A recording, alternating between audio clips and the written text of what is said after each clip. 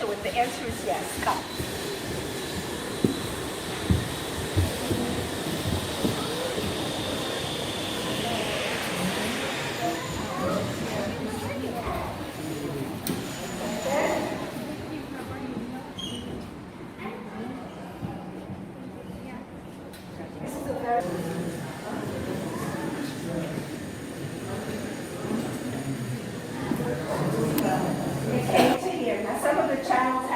Closed because of the different construction. This is not from the Second Temple period. This is from a later period.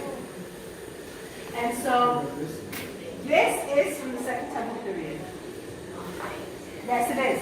And you see the plaster over here, and it is on the limestone, right? Okay. And this is beautiful, clear water. I wouldn't drink it, but I definitely would go down and take a swim in there. That's how clear it is.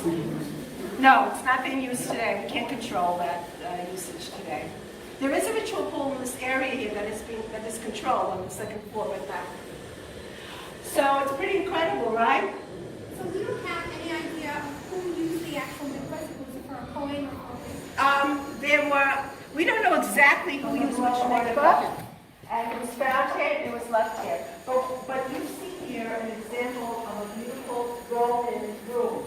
Now look here at this part of the wall. Imagine the Western Wall was walled like this. It had a wall, and then these all along the wall, right over here.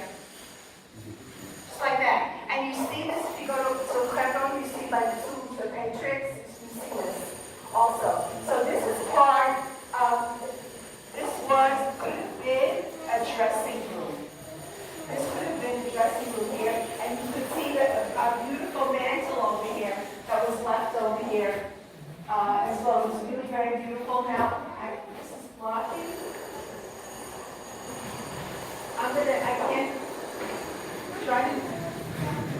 Can you see the glass? Can you see? Don't pull too much. Okay, there's a cord that's attached. Okay. And you see this glass over here, move over this way, you can see, behind this glass, you can see stone balls. What do you think these are? For what? For the catapult that the Romans used, yes, to destroy the wall, to destroy the temple. And these are just remnants that they found, that they unearthed here. These are stones of catapults. Right? So, you see here, this thing? They're in a very dynamic place. There's archaeology going on back there, probably prepared for you to visit. I have been back there when I trained in this course, and what's in there's location where you're standing, we have evidence of construction from the first temple, from the time of the Hashmonaim, 2,200 years ago. We have evidence here of later constructions from the Romans, from the Crusaders, from the Muslim period.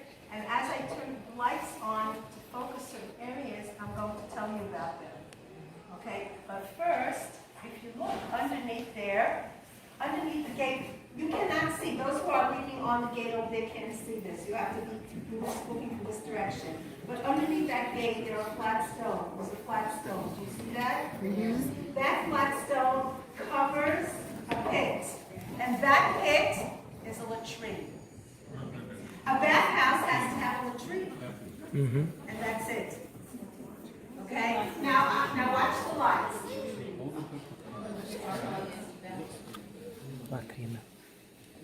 Now you see that the light is shining on that street over there. That street is a very ancient street. It's from the first temple. That street right there. Next, I'm going to shine the light on you look down there, you see where the light is? Mm-hmm. That is a water cistern from the time of the Hasmoneans, of the Hashmonaim. when the Hanukkah story took place 2,200 years ago, you can actually see stairs leading to the water cistern. That is very ancient construction.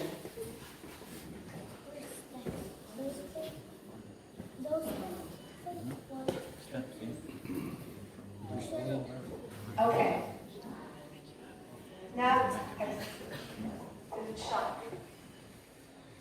okay, this wall here, this particular wall, is the wall which was the boundary of that room during the early Roman period. So that room came all the way up to here, to this wall. It's pretty massive, right? The wall that you see over there is from later construction, you'll soon see. Okay, now look here. You can see over here the light shining on what looks like a dent in the stone. Right? That is the water channel, part of the water channel from the Roman period was in that dent over there. And so that is a Roman period wall.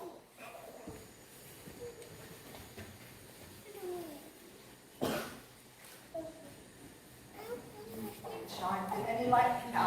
Okay. This wall here, not this. This is modern.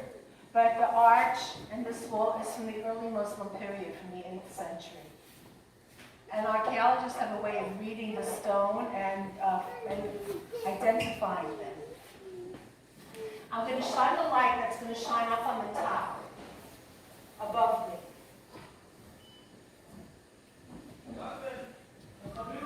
You all see that stone? That's remnant to the Crusader period, from their construction.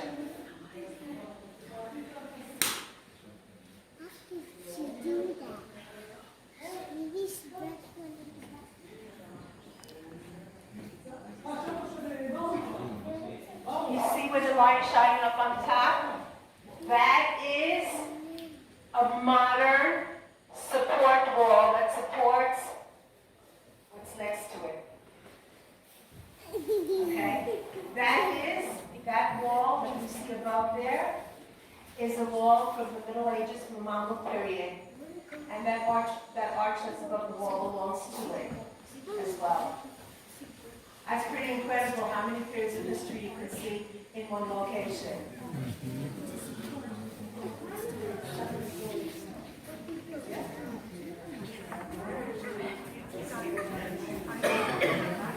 Well, this was a water system, so water systems are underneath it, right? So the street level and the water system was underneath it.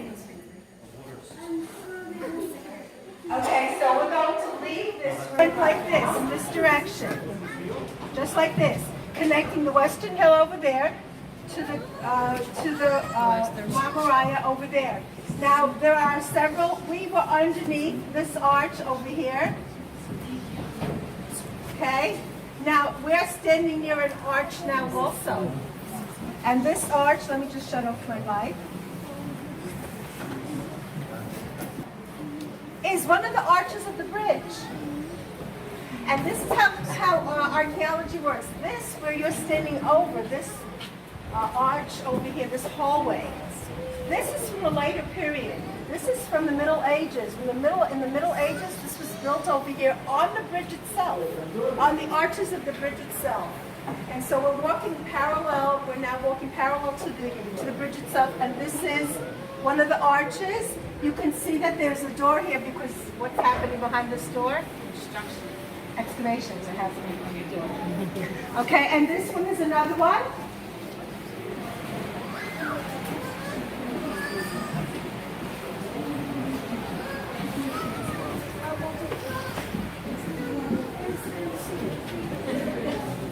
That's where this is going to lead to. We're going to go inside and we're going to see something really special, and we'll talk about the store as well.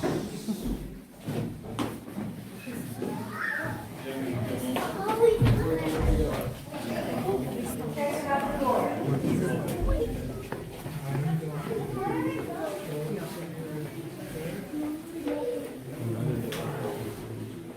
Another door. stay together. Want to wait for yourself? Okay, yes, sir.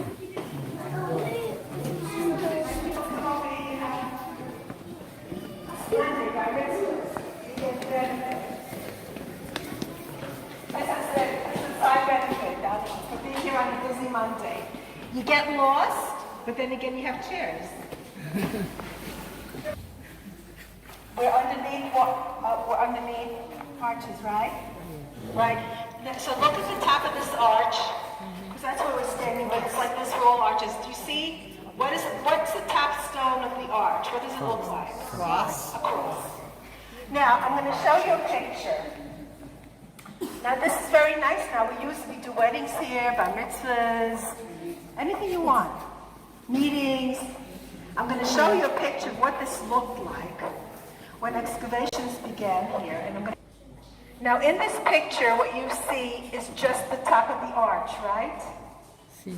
Right. In that corner over there, all the way over there, I didn't take you there because it's too wet. Usually I have people sit on the bleachers over there, but it's just too wet there. But in that direction, on the top, in the 90s, there was an institution on the top over there, a learning institution, and somebody from that institution started to get nosy and started to poke around. And he poked around and he came to an opening in the floor. So he started to poke around some more. And this brought a lot of curiosity to the people who were in charge of the Kotel, the Western Wall Heritage Foundation. After a while, they took upon themselves the job to figure out what this was. This was what was seen in the corner. And they started to empty out the rubble from the top. And they were trying to figure out what this was. First, I'll tell you that the Kotel is over there. Okay? So they tried to figure out what this was. So the first thing they uncovered were the crosses on the top of all the arches. All the arches have these crosses on the top. So the first thing that came to mind was this must be from the Byzantine period or from the Crusaders period. And then they continue, and then they noticed something else about these arches. You look at the arches and you see the way the stones are laid. They're laid like the spine of a fish. You could see that all around. You see that? The edges of the arch? And that didn't look too much. That was a little confusing because that didn't look like Crusader construction that archaeologists saw elsewhere. And they were very, very puzzled by what this was. And then they continued to dig, and as they were digging, they put in these iron pieces here to support. There are laser lights here that detect any shaking or movement here to make sure that everyone is safe here. And they uncovered these posts. And they didn't know what to do. And then they started to investigate the posts. And they realized that these posts had holes in them. You have a hole there also, right? They had holes in them, like at a level, at people's level, arm level. And they were very confused. Well, along with the team of archaeologists that was here, there was a Muslim archaeologist. And he said, I'm gonna solve this problem. I'm gonna go up to the Waqf, the Judean Arab Authority, and I'm gonna ask if they have any records of what existed here through the centuries. And you know what? He found records of the construction here, and it turns out that this construction that we're looking at here was a construction from the Middle Ages, from the time the Mamluks came here. So what is this? This, my friends, was a parking lot for animals. Now, who needed a parking lot that has the coverage like this, not to leave them in the sun? Who needed that? The ones who needed that were the merchants who were coming into Jerusalem to do business here. They needed a couple of things. They needed a place to stay, they needed a place to wash, and they needed a place for the animals. So we are now in the stable. Okay, and imagine having a bar mitzvah. Go back to wherever you come from. Said, well, they do bar mitzvahs in a stable in Israel. This was a stable, and those holes in the wall were where the animals were tied to the wall over there. So why is the stable here? Because against that wall over there, there was an inn, a khan, and the term in Arabic was a khan. There was an inn there, and in front of the inn was the rose garden. And the khan had to have a place for people to take baths. And they did. And we have evidence of this here. First of all, there's a glass plate here on the floor. When you pass it, you'll see it. This was a glass plate that shows us drainage of here. Fret, F-R-E-T. It just so happens that the name of the Roman legion that destroyed the temple and toppled the wall, the Western Wall, was called Fritenses.